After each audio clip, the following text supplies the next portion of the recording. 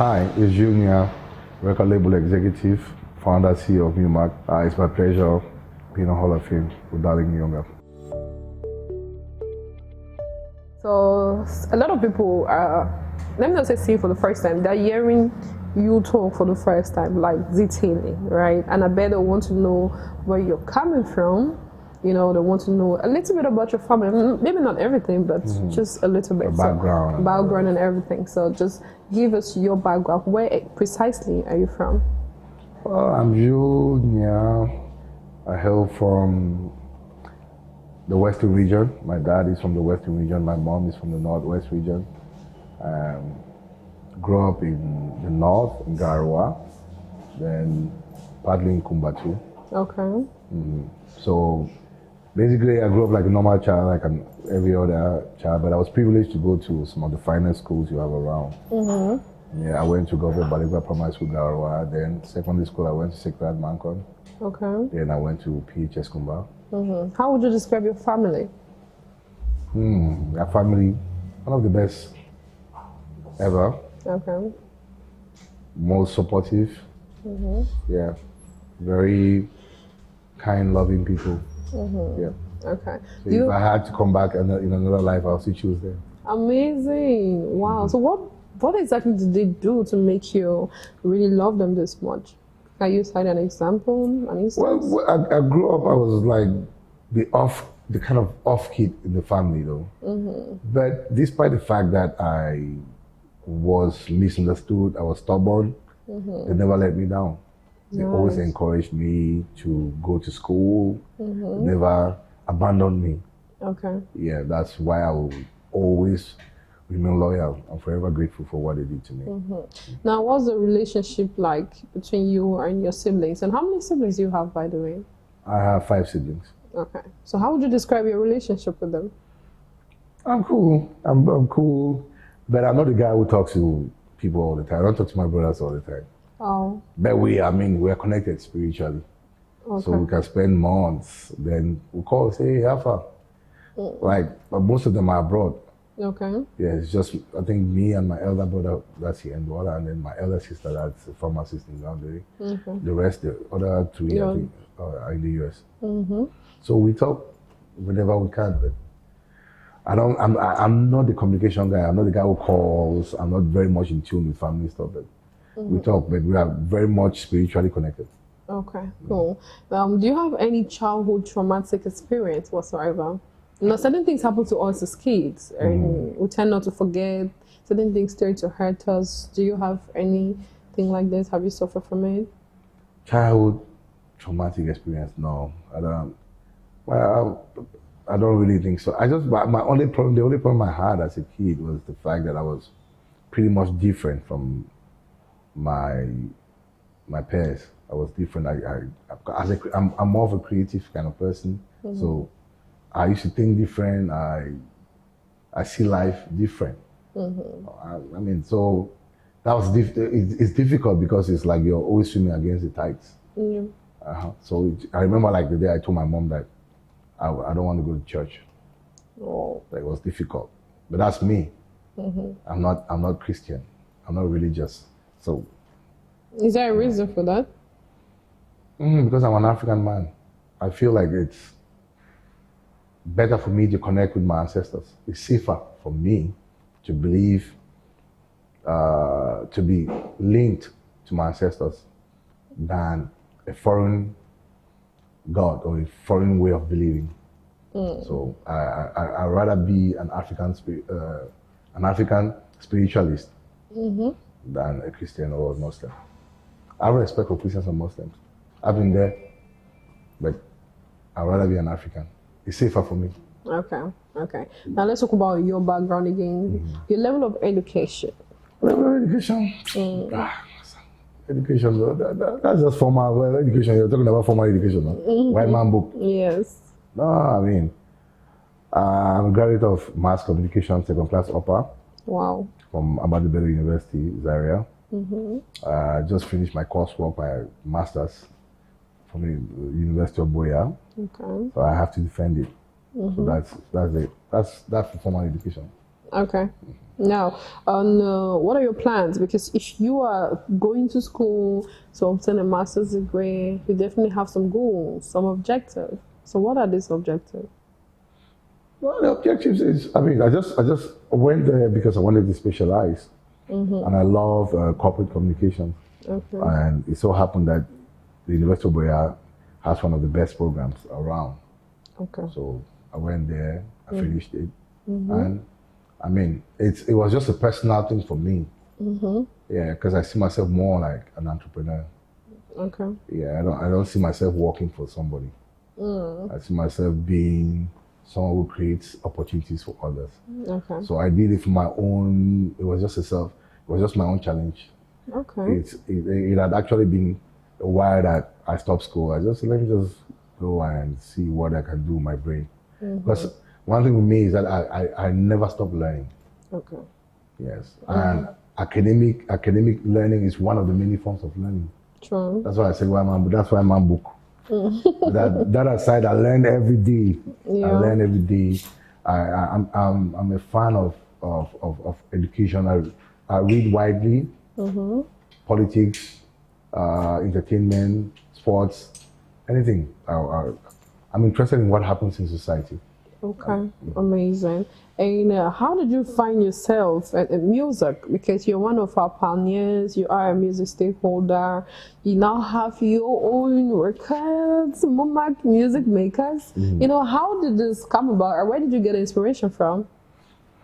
Well, ever since, the music thing started way back in the University of Boya. Okay. Yeah, in the late 90s. We had this group back then, Tattoo. We used to dance. Ah. Yeah, we used to dance. So Tattoo used to be one hot group back then in the University of Boya. So we danced, and I started as a dancer. Okay. Then I tried singing. Nah.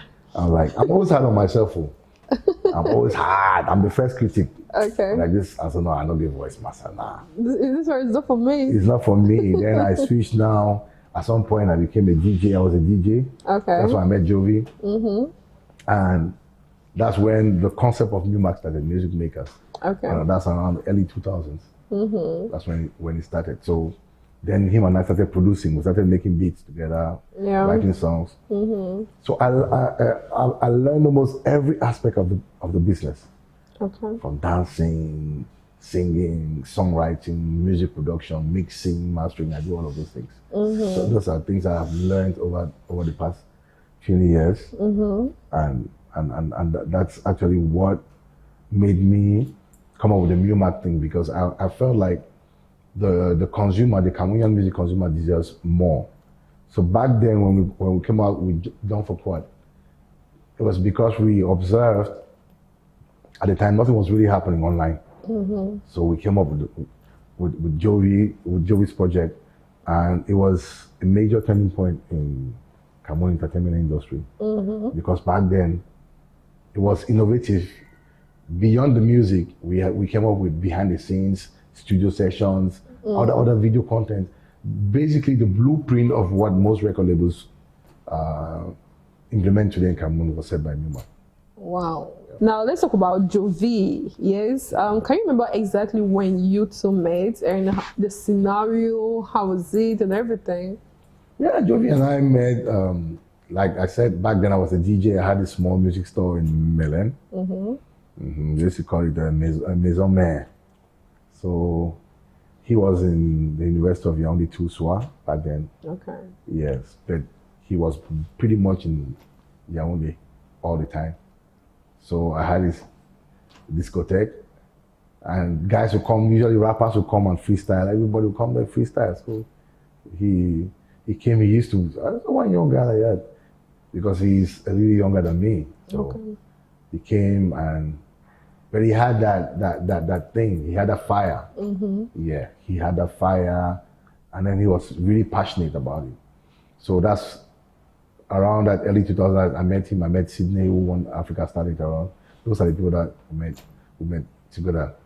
We were together during that time, and that's how we just bonded. Okay. Yeah, we just bonded. We became very close because we share a lot in common. Yeah, we have similar passions, similar artistic vision. Yeah. Okay. Yeah, so that's how we just clicked. And you started managing his career, yes? Back then, we started like co-producing. We used to make beats together. Okay. We used to write songs together. So you weren't like a manager per se? No, I wasn't like a manager per se. It was later on I was like, this beat thing is not my thing. That's why I said I'm always hard on myself. Okay. I said, no, this beat thing, he's more into it than me. He loves it more than me. So I kept on searching to figure out exactly what was my calling. Then I realized that I'm more of a manager kind of person. I bring people together. I connect the dots. I'm more of the plot. Okay. That's when I actually evolved into a manager. Yes, because I'm the talking guy. I'm the guy who likes to meet people. Yeah. I'm the guy who likes to hook one and two together and all that. So that's how I just said, the production thing, let Jovi do it. I'll handle the management side. Okay. Now, how would you describe Jovi? Very, very tenacious. Very, very loving person. Okay. Yes. Highly opinionated. Yeah. Very, very, very intelligent person. Okay. Yeah. Now, do you most times feel like he's misunderstood? Yes, he is misunderstood. Okay. He is misunderstood. And most of the time because he doesn't have time to do media. He doesn't have the time to do that. If you look at his body of work, come on, you understand why he cannot do media. Yeah. You understand?